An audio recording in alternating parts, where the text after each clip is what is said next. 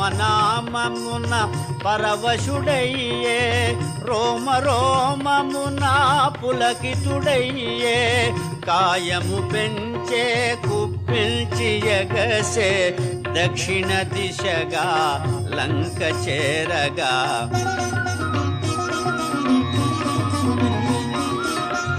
పవనతనయుని పదఘట్టనకే పర్వతరాజము గడగడ వణకే ఫల పుష్పాదులు జల జల రాలే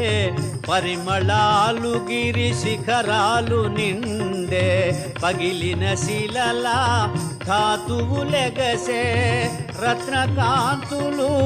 నలు దిశల మెరసే గుహలను దాగిన భూతములదిరే దీనారవముల పరుగిడ బెదిరే శ్రీ